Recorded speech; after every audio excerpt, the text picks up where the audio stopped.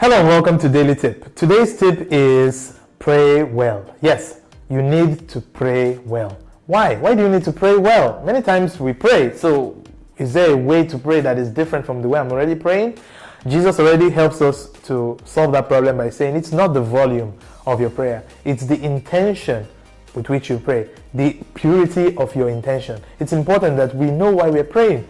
And then when God seems to delay in answering our prayer, we should also understand that it's in our best interest. That's what the purity of prayer should entail. And there's no better way that Jesus shows us how we should pray and what we should pray for than the Lord's Prayer, where he tells us, first things first is to acknowledge who gives you that gift.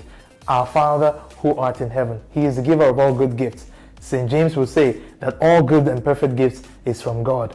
Okay, so it's important that we acknowledge God first. And secondly, we must also speak to him as our loving Father.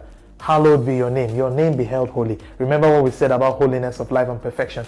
That is the most important attribute of God. He wants us to be like him. And then, your will be done. That's another part that is very difficult for most of us. We don't want to acknowledge the fact that, God knows what I'm asking for. God already knows better than I want. Whatever it is I'm asking him for, he already knows it better than I would ever think about it. We want to believe that I know when I want it, how I want it, where I want it. But then the truth is, many times we have no clue what we want or how it would actually impact our whole life. We only think in terms of the minutes and moments in front of us. But God looks way into the future and sees all the possibilities of our life and says, this is the best thing for you. That's why we pray. And then when God gives us whatever it is we're looking for, the other thing is, how well do we use them? How well do we use them? That's why we pray. Do not lead us into temptation. Do not lead us into temptation. Because many times, the things that we have, before long, they possess us. Okay? The things we possess begin to possess us. And that is where there's a problem.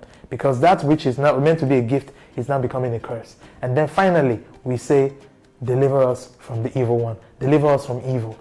It's important too that when you pray, you ask God, Lord, please let your will be done, because sometimes I think I know what I'm looking for, but then I have no clue. So deliver me from evil. Deliver me from self-will, from the desire of what I want, instead of what you want for me. So it's important to pray well. I want to leave you with a very beautiful question, and it's this.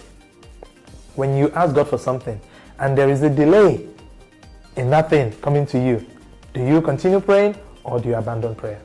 When God seems to be delaying in answering your question or giving you whatever it is you're looking for, do you continue praying, asking God to purify your intention, or do you abandon prayer altogether? Leave me a comment, and I know God's grace will be tipped in your favor today. God bless you.